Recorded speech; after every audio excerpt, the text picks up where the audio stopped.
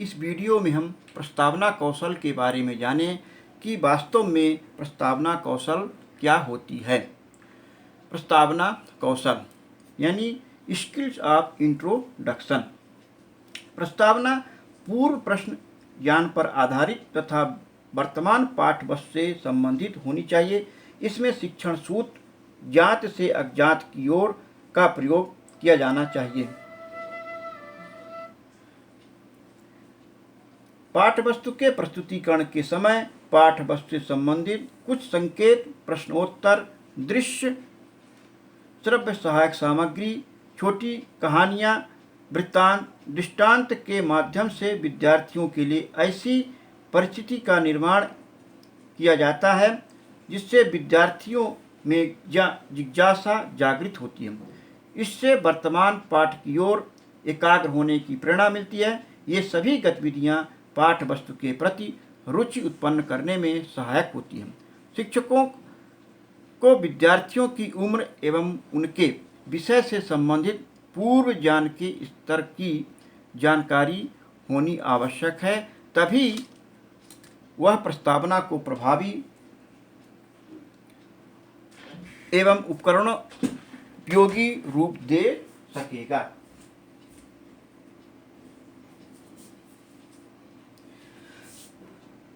प्रस्तावना कक्षा में एक मनोवैज्ञानिक वातावरण तैयार करती है जिसमें छात्रों में किसी विशेष कार्य के लिए तैयारी की भावना जागृत होती है।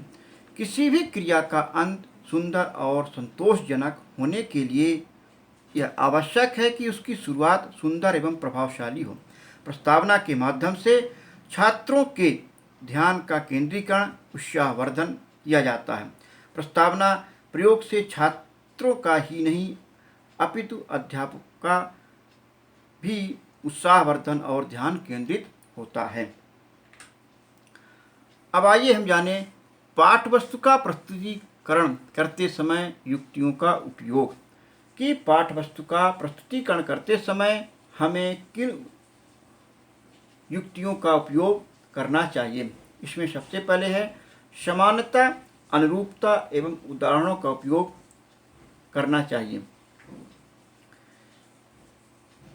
इसमें व्याख्यान, वर्णन, दृष्टांत तथा वार्तालाप का सहारा लिया जाना चाहिए। कहानी सुनाकर, पाठ से संबंधित अन्य विवरण देकर प्रस्तावना का प्रस्तुतिकरण किया जा सकता है। दृश्य श्रव्य सामग्री का उपयोग किया जा सकता है। प्रयोगीकरण तथा प्रदर्शन का सहारा इसके प्रस्तुतिकरण के लिए लिया जा सकता है। प्रभावी प्रस्तावना के लिए विभिन्न युक्तियों का उपयोग। प्रभावी प्रस्तावना के लिए विभिन्न युक्तियों का उपयोग इस प्रकार से करते हैं। उपयोग की जाने वाली युक्तियां विद्यार्थियों की परिपक्वता स्तर, आयु, कक्षा, रुचि, संस्कृति तथा अनुभव के अनुरूप उपयुक्त होना चाहिए। प्रभावी प्रस्तुतिकरण के लिए एक से अधिक युक्तियों का प्रयोग किया जाना चाहिए, किंतु यह ध्यान रखा जाना चाहिए कि युक्तियां पाठ वस्तु के अनुरूप हों।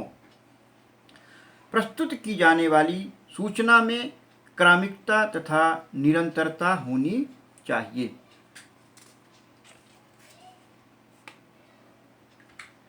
अगला है प्रस्तावना कौशल का प्रेक्षण तथा मूल्यांकन।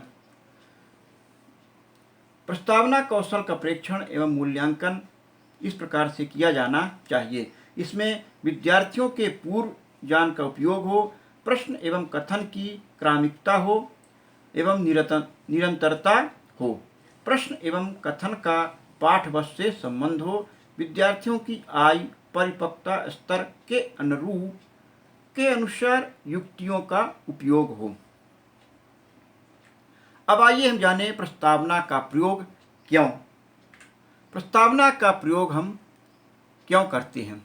सबसे पहले इसमें है ध्यान केंद्रित करने में। छात्र का ध्यान केंद्रित करने के लिए कि उसे क्या सीखना है। दूसरा है ढांचा निर्मित करने, पाठ के पूर्व या पाठ के दौरान प्रसंग का एक ढांचा निर्मित करने के लिए। तीसरा है महत्वपूर्ण बनाने के लिए, किसी नए विचार या सिद्धांत को महत्वपूर्ण बनाने के लिए। चौथा है प्रेरित करने के लिए, छात्रों की रुचि तथा सहभाग को प्रेरित करने के लिए प्रस्तावना का प्रयोग किया जाता है। अब आइए हम जानें प्रस्तावना का प्रयोग कैसे और कब करना चाहिए। तो सबसे पहले हम देखते हैं प्रस्तावना का प्रयोग कैसे करना है। इसमें है प्राथमिक ध्यान प्राप्तिकरण। पाठ पढ़ाने के पूर्व छात्रों का ध्यान केंद्रित किया जाता है। इसके लिए शिक्षक पूरी कक्षा का निरीक्षण करता है और जब यह पाता है कि छात्र तैयार है तब वह मुख्य बात बताना शुरू करता है। दूसरा है झुकाव। इसमें शिक्षक किसी घटना, वस्तु, विधि या युक्ति का चयन करता है जो छात्रों को रुचिकर हो तथा पाठ के उद्देश्यों से संबंधित हो। प्रस्तावना के उन्हीं माध्यमों का चुनाव करना चाहिए जो छात्रों को सजगता प्रदान कर सके तथा पाठ के उद्देश्यों को स्पष्ट कर सके। अब आइए हम जानें प्रस्तावना का प्रयोग कब करना चाहिए। पहले है इसमें पाठ के प्रारंभ में, फिर है प्रकरण के परिवर्तन में, इसके बाद है प्रश्न और उत्तर सत्र के पूर्व करना चाहिए एवं तर्क वितर्क के पूर्व करना चाहिए।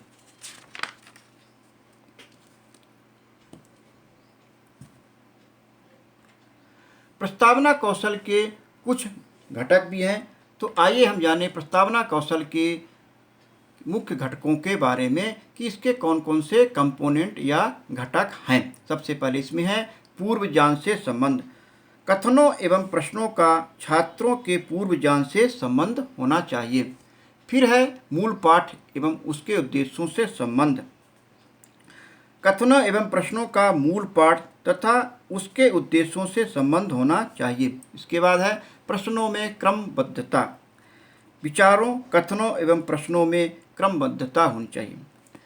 इसके बाद है उपकरणों के चयन एवं प्रयोग में पाठ उद्देश्य तथा छात्र स्तर के उपयुक्त उपकरणों एवं साधनों का चयन एवं प्रयोग होना चाहिए। इसके बाद है ध्यान आकर्षण करने में छात्रों का ध्यान एवं रुचि आकर्षण करने में। फिर इसके बाद है छात्रों को अभिप्रेरित करने की क्षमता के बारे में। इसके बाद है अध्यापक में उत्साह एवं सजगतापन करने में, उत्साह बढ़ाने में किया जाता है।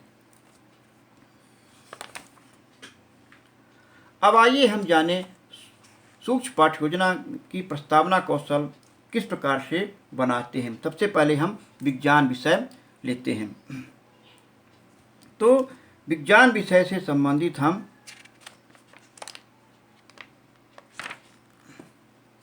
एक प्रस्तावना बनाएंगे। इसमें हम दिनांक लिखते हैं, कक्षा लिखते हैं कि किस कक्षा का हमें सूक्ष्म पाठ्य योजना बनानी है। इसमें विषय हमारा है विज्ञान है। समय इसमें आप 5 मिनट, 10 मिनट, 8 मिनट निर्धारित कर सकते हैं। प्रकरण है थर्मस बोतल। इसके मुख्य घटक हैं, कौशल के घटक हैं पूर्व ज्ञान से संबंध हो, मूल पाठ एवं उसके उद्देश्यों से संबंध हो, प्रश्नों में क्रमबद्धता हो, उपकरणों के चयन एवं प्रयोग हो, ध्यान आकर्षण करने में, अभिप्रेरित करने में और उत्साह बढ़ाने में। पूर्व ज्ञान यानी प्रीवियस नॉलेज, हम जो प्रकरण है इसमें देखते हैं कि विद्यार्थियों को कितना पूर्व ज्ञान है या प्रीवियस नॉलेज है। यहाँ देखते हैं कि छात्र थर्मस बोतल के सामान्य कार्य से अवगत हैं। थर्मस बोतल का उपयोग करते छात्रों ने देखा है। छात्र जानते हैं कि प्रत्येक पदार्थ छोटे छोटे कणों से मिलकर बना है जिसे अणु कहते हैं। छात्र ऊष्मा स्थानांतरण के संबंध में भी जानते हैं। अब आइए हम एक प्रस्तावना कौशल बनाते हैं। इसमें आप देख रहे हैं यहाँ पे क्रमांक है शिक्षक, छात्राध्यापक या छात्राध्यापिका क्रिया, यहाँ है छात्र क्रिया। शिक्षक बच्चों से प्रश्न पूछते हैं कि यात्रा करते समय गर्म दूध हम लोग किस उपकरण में रखते हैं। छात्र जवाब देते हैं थर्मस बोतल में। पुनः प्रश्न पूछते हैं छात्राध्यापक या छात्राध्यापिका, थर्मस बोतल में गर्म दूध या ठंडा पानी रखने से क्या लाभ है। छात्र उत्तर देते हैं गर्म दूध गर्म और ठंडा पानी ठंडा रहता है। फिर पुनः प्रश्न पूछते हैं, थर्मस बोतल में गर्म दूध गर्म और ठंडा पानी ठंडा क्यों रहता है? छात्र निरुत्तर रहते हैं, अर्थात इस प्रश्न का उत्तर नहीं दे पाते हैं, जो कि एक समस्यात्मक प्रश्न है। तो इस प्रकार से हमारा उद्देश्य बन जाता है, उद्देश्य खत्म हो जाता है। आज हम थर्मस बोतल का अध्ययन करके जानेंगे कि थर्मस बोतल में रखा दूध गर्म और ठंडा पानी ठंडा क्यों रहता है। तो इस प्रकार से ये प्रस्तावना कौशल विज्ञान विषय के लिए हमने बनाई। इसी प्रकार से विद्यार्थियों, आपको भी प्रस्तावना कौशल बनानी है। अब आइए हम गणित विषय के लिए एक प्रस्तावना कौशल बनाते हैं। इसमें है दिनांक है, कक्षा है, कक्षा आप ले सकते हैं 6वीं 7वीं। विषय है बीजगणित, समय निर्धारित कर सकते हैं 5 मिनट 10 मिनट। प्रकरण है वृत्त का क्षेत्रफल। इसके कुछ मुख्य कौशल घटक हैं जो इस प्रकार से दिए गए हैं। यह पूर्व ज्ञान से संबंधित होना चाहिए, मूल पाठ एवं उसके उद्देश्यों से संबंध हो, प्रश्नों में क्रमबद्धता हो, उपकरणों के चयन एवं प्रयोग से हो, ध्यान आकर्षण करने में होना, अभिप्रेरित करने में और उत्साह बढ़ाने में होना चाहिए। पूर्व ज्ञान, प्रीवियस नॉलेज देखते हैं कि बच्चों को जो प्रकरण है उससे कितना पूर्व ज्ञान है या प्रीवियस नॉलेज है। यहाँ देखते हैं कि छात्र वृत्त और क्षेत्रफल की परिभाषा जानते हैं, छात्र वृत्त की त्रिज्या तथा व्यास से अवगत हैं। अब आइए यह एक हम प्रस्तावना कौशल बनाते हैं प्रकरण से संबंधित। यहाँ क्रमांक है, यहाँ शिक्षक छात्राध्यापक या छात्राध्यापिका क्रिया, यहाँ छात्र क्रिया। शिक्षक बच्चों से प्रश्न पूछते हैं, गेंद का आकार कैसा होता है? बच्चे प्रश्न का उत्तर देते हैं, गोल।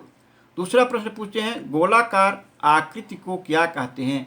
बच्चे उत्तर देते हैं, गोलाकार आकृति को वृत्त कहते हैं। ये इस प्रकार से ये वृत्त का चित्र बना हुआ है। फिर प्रश्न पूछते हैं, किसी वृत्ताकार मैदान से घिरी जगह का हम क्षेत्रफल कैसे निकालते हैं? छात्र निरुत्तर आते हैं, अर्थात छात्र इस प्रश्न का उत्तर नहीं दे पाते हैं, जो कि एक समस्यात्मक प्रश्न है। इस प्रकार से हमारा एक उद्देश्य बन जाता है, उद्देश्य कथन होता है। आज हम वृत्त एवं वृत्त के क्षेत्रफल के बारे में अध्ययन करेंगे। तो इस प्रकार से हम प्रस्तावना कौशल का निर्माण बनाते हैं। इसी प्रकार से बच्चों, आपको भी प्रस्तावना कौशल बनाने हैं। यदि ये हमारा वीडियो आपको अच्छा लगा हो तो आप इसे सब्सक्राइब करें, लाइक करें, शेयर करें। धन्यवाद।